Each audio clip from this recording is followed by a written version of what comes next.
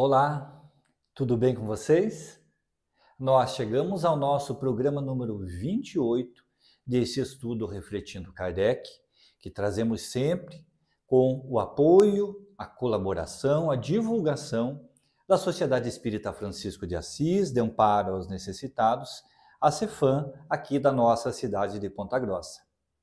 Nós falamos há alguns dias sobre a doutrina espírita do ponto de vista de religião. E vimos que quando Allan Kardec, o codificador da doutrina espírita, fez uma classificação do espiritismo como filosofia, ciência e religião, ele preferiu chamar esse aspecto religioso de doutrina espírita, porque, na compreensão de Kardec, nós tínhamos e temos até então uma ideia de religião como formada por líderes, por alguns rituais, algumas formas pré-determinadas. E ele colocou como doutrina espírita esse aspecto religioso, o aspecto da moral, o aspecto do estudo do Evangelho do Cristo, a fim de nos esclarecer de que a doutrina espírita, diferente do que se tinha até então, não é mais uma religião, mas pretende ser uma religião que nos convoque, que nos convide ao verdadeiro estudo, verdadeiro aprendizado, sem rituais, sem fórmulas pré-determinadas. Aí então nós propusemos a seguinte reflexão: teria Allan Kardec estabelecido algumas normas, algumas regras para funcionamento das casas espíritas? Porque, a bem da verdade, se você frequenta ou já frequentou mais de uma casa espírita, percebeu que em alguns aspectos há algumas interpretações, há algum modo de agir, de estudo, em que a organização da casa espírita difere uma da outra. Por que isso acontece? Porque há uma maior sintonia, afinidade, identificação com este grupo de estudantes espíritas ou com aquele outro. Nós vamos encontrar aqui no Livro dos Médiuns, no capítulo 29 da segunda parte, em que Allan Kardec denomina de reuniões e sociedades espíritas. E ele vai falar, de uma forma geral, sobre as reuniões, sobre os grupos, sobre as dificuldades de se manter uma ideia homogênea e de que o propósito da doutrina espírita é que se formem grupos de estudos a fim de que, num futuro, segundo ele, tenhamos sim uma compreensão equânime dos princípios e das ideias trazidas pelos espíritos. Então, em um parágrafo, ele resume esse propósito da seguinte forma. Primeiro, ele faz uma separação entre as organizações, as reuniões, em que os seus adeptos procuram, primeiramente, estabelecer um estudo moral, um estudo intelectual. E esse seria o propósito das sociedades espíritas. E ele diz assim: uma sociedade onde aqueles sentimentos, os sentimentos da moral, da elevação, se achem partilhados por todos, onde seus componentes se reunissem com o propósito de se instruírem pelos ensinos dos espíritos, e não na expectativa de presenciarem coisas mais ou menos interessantes, ou para fazer cada um que a sua opinião prevaleça, seria não só viável, mas também indissolúvel. A dificuldade ainda grande de reunir crescido número de elementos homogêneos deste ponto de vista nos leva a dizer que, no interesse dos estudos e por bem da causa mesma, as reuniões espíritas devem tender antes a multiplicação de pequenos grupos do que a constituição de grandes aglomerações.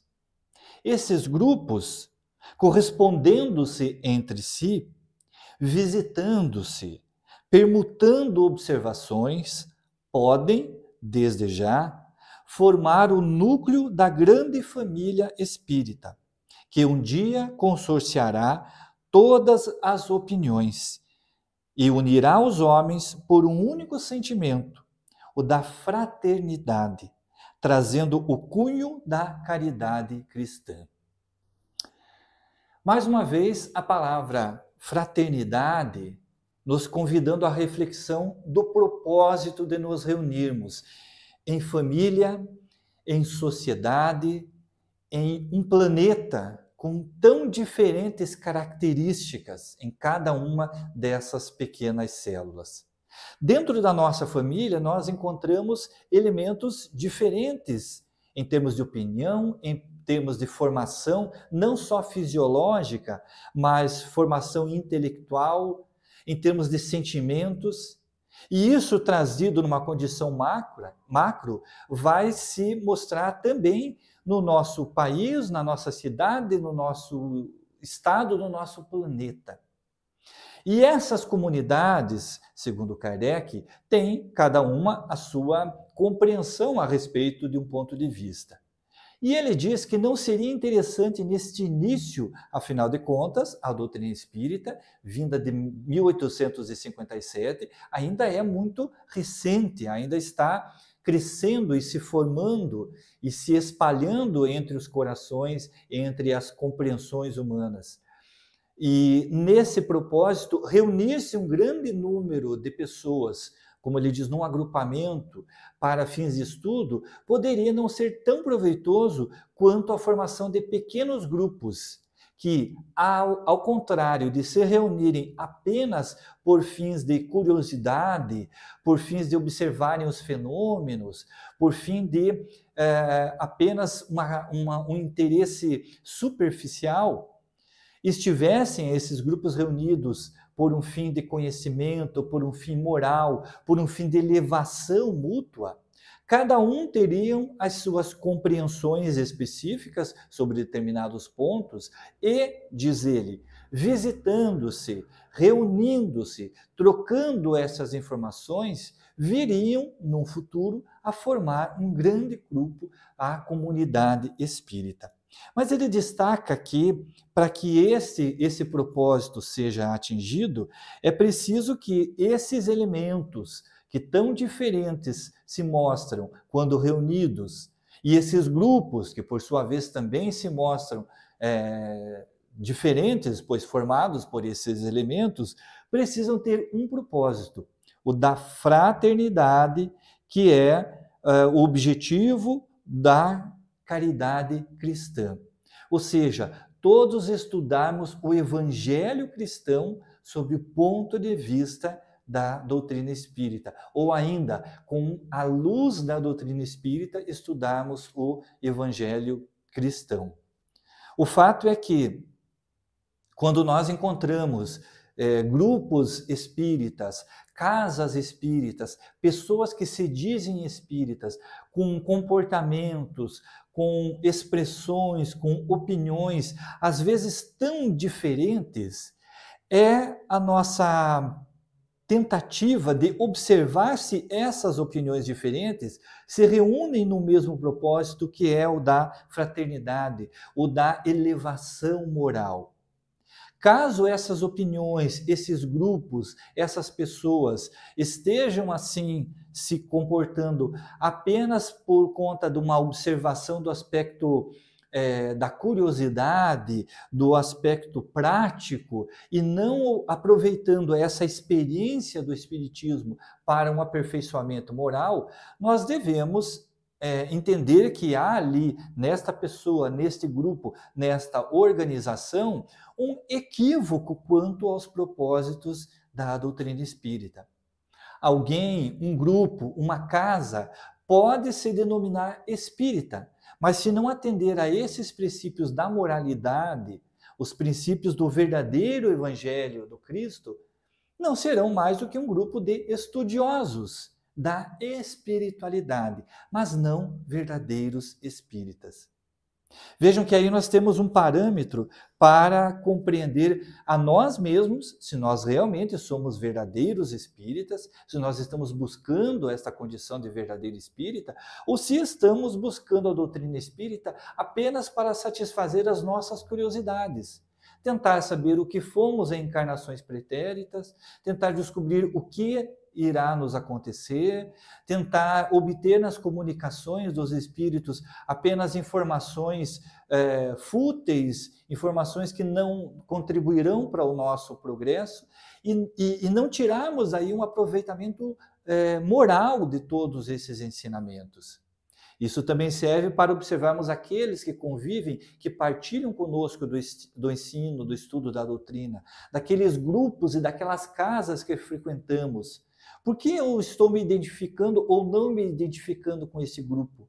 Será que aqui estão sendo estudados e, sobretudo, colocados em prática os princípios da moralidade cristã? Vejamos que isso que vai diferenciar um grupo espírita, verdadeiramente, da forma proposta por Kardec, de um grupo de estudiosos do espiritualismo, das interpretações dos espíritos. Não que isso seja algo equivocado, mas é algo que não levará ao propósito maior do espiritismo, que é o nosso aperfeiçoamento. Então, se nós olharmos para essas organizações, para esses estudos, que têm apenas um propósito de satisfazer as nossas curiosidades, não estaremos, com isso, angariando um patrimônio moral para nos elevarmos, que é o objetivo de todos nós. Deus não permitiu que os espíritos se comunicassem conosco e trouxessem tanta informação apenas para que nós tivemos mais um material para discutirmos nas nossas rodas de conversa, para dialogarmos nas reuniões de família. Mas o objetivo é que com estas informações, com o conhecimento que os espíritos nos trouxeram, nos organizássemos em pequenos grupos, estudássemos esses princípios e um dia nos reuníssemos, como diz Kardec, nessa grande comunidade espírita, a fim de colocarmos em prática a fraternidade cristã. Então, quando você visitar uma casa espírita, quando você conversar com alguém que é espírita, observe se, acima de tudo, os conceitos, as organizações, o propósito daquele grupo, daquela pessoa, daquela casa, é a elevação moral. Se assim for, a forma como isso se realiza, se colocam as cadeiras para cá, colocam as cadeiras para lá, no momento do passe, se é realizado na frente do público, se é atrás, se é impondo a mão assim, isso são técnicas, são condições que aquelas pessoas entenderam a mais viável àquela casa. Mas observe se o propósito deste grupo é o estudo, o aprendizado da moral do Evangelho do Cristo. Se assim for e você se sente bem nessa casa, aproveite a oportunidade para estudar, para aprender, para conhecer a respeito da doutrina espírita. A forma é algo que não foi estabelecido por Kardec. Foram estabelecidos os princípios morais. E quais seriam os princípios morais da doutrina espírita? Será que Allan Kardec deixou registrado pelo menos alguns desses princípios para nortear os nossos estudos? Você conhece quais são os princípios básicos da doutrina espírita? Se você conhece, ou se você pretende conhecer os princípios básicos da doutrina espírita, eu te convido a estar conosco na próxima sexta-feira em mais um programa Refletindo Kardec, a fim de que nós, juntos, possamos colocar em prática tudo aquilo que a espiritualidade nos ensinou e que Deus espera de nós. Só lembrando que a Federação Espírita Brasileira e as federações estaduais estabelecem algumas normas administrativas e normas de organização das casas espíritas. Eu vou deixar um link aqui se você tiver interesse em consultar, tá bem? Uma ótima semana, que a paz do nosso Mestre Jesus esteja com você, com a sua família, e te aguardo aqui na próxima sexta-feira. Tchau!